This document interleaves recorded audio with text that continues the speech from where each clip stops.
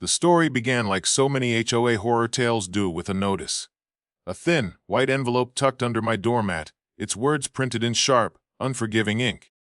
The letter claimed that my hedges exceeded the height limit by 2 inches, that my porch light was a nuisance, and that my vehicle, a city-issued black SUV, was an unsightly obstruction when parked at the curb.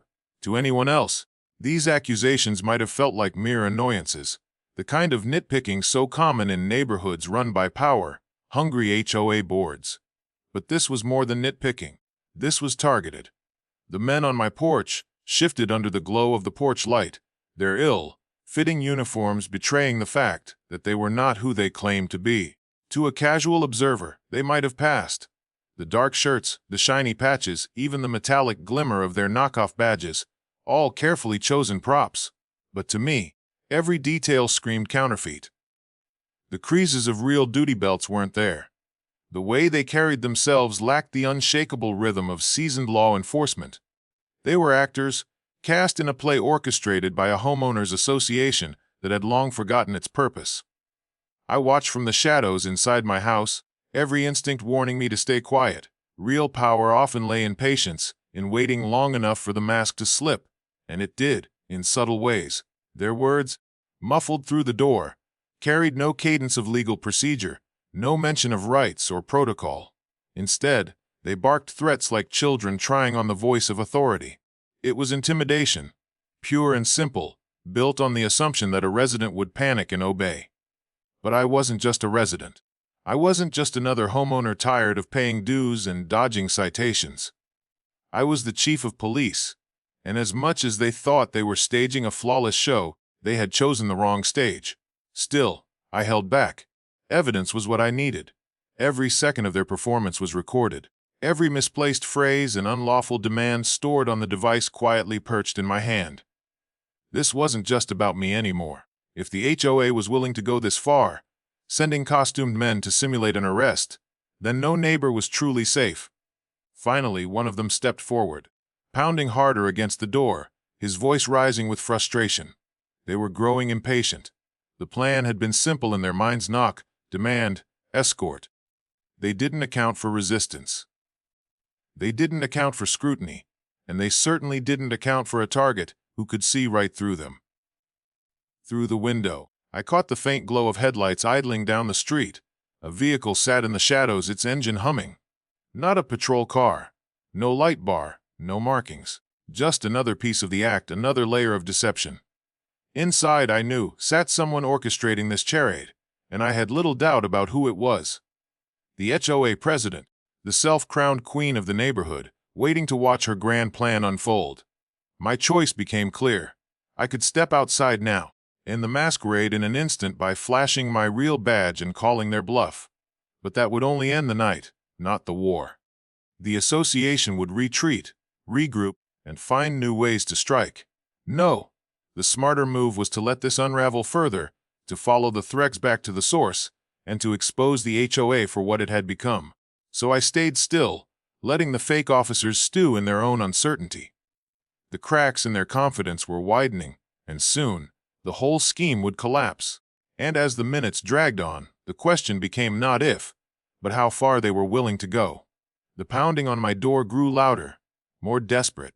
The so-called officers were no longer calm enforcers of law. They were actors who had forgotten their lines, improvising in a play that was quickly unraveling. I could hear the strain in their voices, the way they tried to sound authoritative but slipped into casual threats. They had reached the point where their script was exhausted, and all that remained was bravado. I knew this moment well. In law enforcement, the bluff always cracked eventually. People who relied on fear instead of truth always overplayed their hand. And sure enough, one of them made his move. He reached for the doorknob, tugging as though the mere act of touching it could grant him legitimacy. When it didn't budge, he kicked at the base, a clumsy attempt to look powerful. It was the worst possible mistake, because now, their actions weren't just intimidation. They were crimes: breaking and entering, impersonating officers, attempted unlawful detention. Every second of their performance was being captured, preserved as evidence. And soon, that evidence would become the very rope that tightened around the HOA's throat. I let them stew in their failure, just long enough to push them past the point of no return. Then, I made my move. The door opened not with fear, but with precision. The sight of me standing there, calm, steady, and holding up the real authority they had pretended to wield, sent a ripple of panic through their faces. Their shoulders stiffened, their bravado shrank, and suddenly the uniforms they wore looked like cheap costumes from a discount shop. They tried to hold their ground, but their eyes gave them away. Every flicker of hesitation, every glance exchanged, told me they knew they were finished. My badge, real and unmistakable, gleamed under the porch light. The roles had reversed. The hunters had become the prey. I didn't need to shout, didn't need to posture. Authority, when real, speaks for itself, and in that silence, they faltered. One took a step back, then another, as though distance might erase the crime already committed. But the camera was still rolling. The record was permanent. Then I saw it. The flicker of headlights down the street shifting into gear. The vehicle that had been idling pulled away, vanishing into the shadows. The conductor of this farce was retreating, leaving her pawns behind. It confirmed what I had suspected all along. The HOA president had been watching, orchestrating, and when the scheme began to collapse, she abandoned the very people she had sent to do her dirty work. The men on my porch hesitated, trapped between continuing their charade and admitting defeat. It didn't matter which choice they made. The evidence was already mine. That night, the HOA had crossed a line it could never uncross. And I, as both a resident and the chief of police, had just been handed the perfect weapon to dismantle them. But the war was only beginning. The night after the confrontation, the neighborhood seemed quieter than usual, almost as if the very houses were holding their breath. But I knew better. Quiet wasn't peace. It was tension, the kind that followed when predators realized their prey was no longer afraid. The HOA had made its move and failed, but organizations like theirs didn't retreat so easily. They regrouped, rewrote their rules, and looked for other cracks to exploit. My responsibility was clear. This was no longer about fines, notices, or property disputes. The HOA had escalated into criminal territory, and their reach extended beyond my front door. I needed to know how deep their roots had grown. So I began an investigation. Not as a neighbor, but as a chief of police. The first step was reviewing the evidence. The video of the impersonators, the car waiting in the shadows, the HOA's long trail of frivolous fines. Together, it painted a picture of a board obsessed with control, willing to push boundaries until someone broke. And from what I gathered in whispers and private complaints from neighbors, many had already been broken. Families who paid fines they didn't owe just to stop harassment. Homeowners who sold their houses at a loss to escape the constant pressure.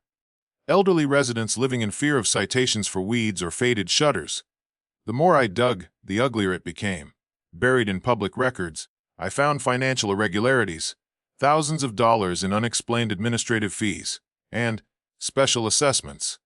The HOA had bled the community dry, using legal loopholes to funnel money into accounts that didn't line up with actual expenses. And at the center of it all was the president, a woman who ruled the board like a personal kingdom.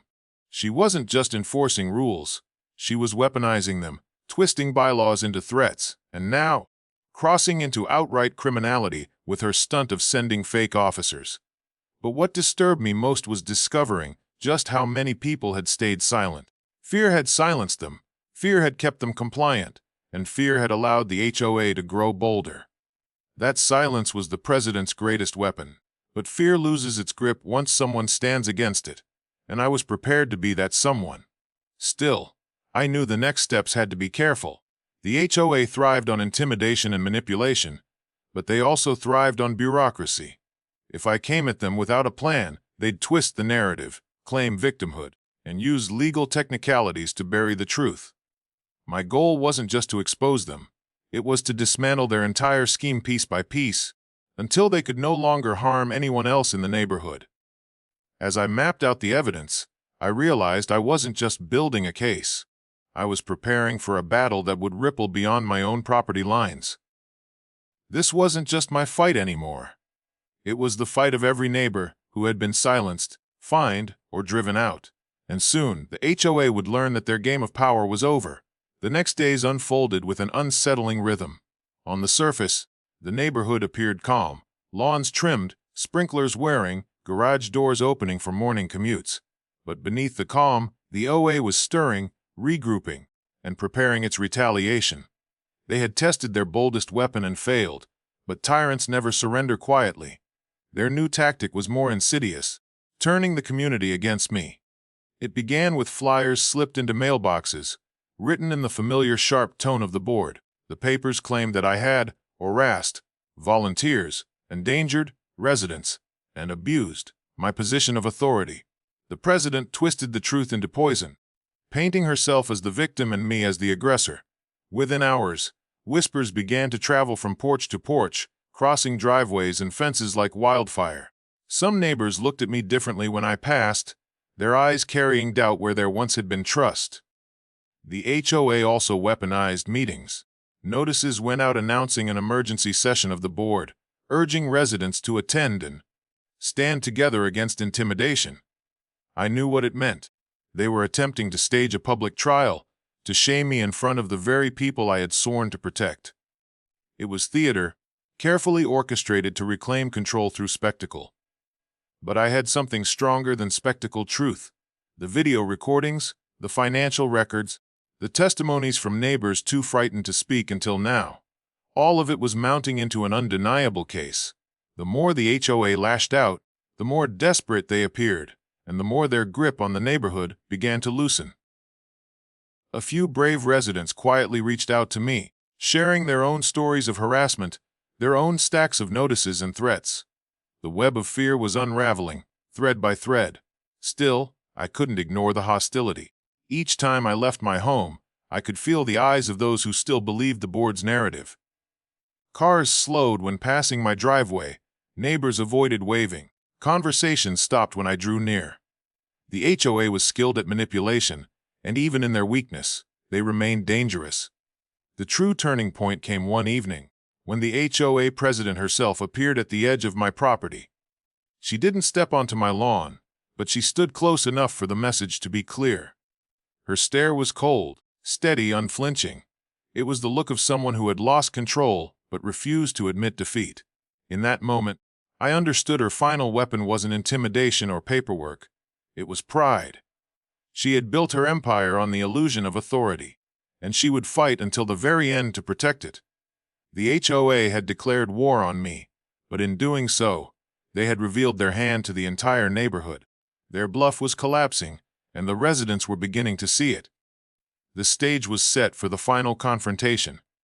The emergency board meeting was announced as a spectacle, a last stand for the HOA president and her loyal circle. She had built her reputation on fear and control, but now, the very stage she intended to use against me would become her undoing. The community center filled quickly that night, residents crowding into folding chairs, some curious, some skeptical, and others quietly hopeful that the tide was finally turning. The president stood at the front with her papers and her polished voice, ready to cast herself as the victim of a resident gone rogue. What she didn't anticipate was that I had come prepared, not as a neighbor under attack, but as the chief of police armed with evidence. While she paraded accusations, I laid out facts. The video footage of the impersonators pounding on my door, the financial records showing years of unexplained expenses and questionable transfers, the testimonies from residents who had been silenced, fined, or bullied into submission. One by one, the pieces fell into place, painting a picture of corruption and manipulation so clear that no amount of spin could disguise it. The room shifted. Neighbors who once avoided my gaze now leaned forward, their suspicion turning into outrage. Not at me, but at the board that had exploited them for years. Murmurs grew into gasps, gasps into anger, and soon the weight of the evidence was undeniable. The president's carefully built empire of intimidation cracked before her eyes. Her reaction was as desperate as it was predictable. She tried to discredit me, to claim bias, to insist that I had fabricated everything to undermine her leadership. But the harder she fought, the more transparent her desperation became. And then came the moment that sealed her fate, the revelation that the so-called officers she had sent to my home were not only frauds but also her hired accomplices, traced back through records and testimony to her direct involvement.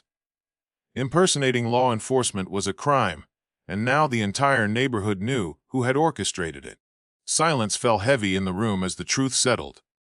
What began as a campaign to shame me had flipped entirely, leaving her exposed and cornered.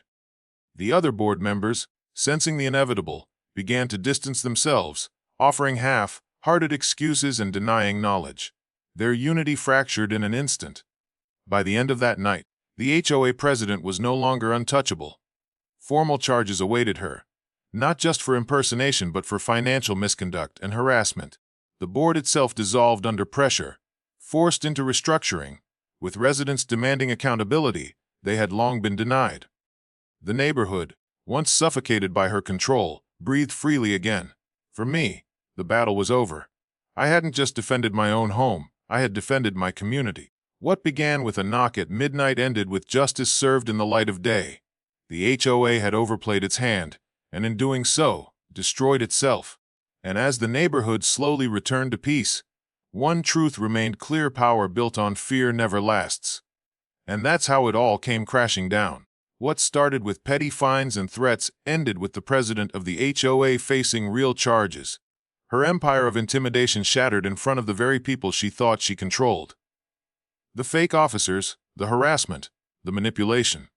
All of it exposed. At the end of the day, this wasn't just about me being the chief of police. It was about standing up to bullies, no matter what costume they wear or how much authority they pretend to have. The HOA thought fear would keep the neighborhood silent forever. But the truth has a way of breaking through. So if you take anything from this story, let it be this: power built on lies and intimidation never lasts. And sometimes, all it takes is one person refusing to back down to bring the whole house of cards tumbling down.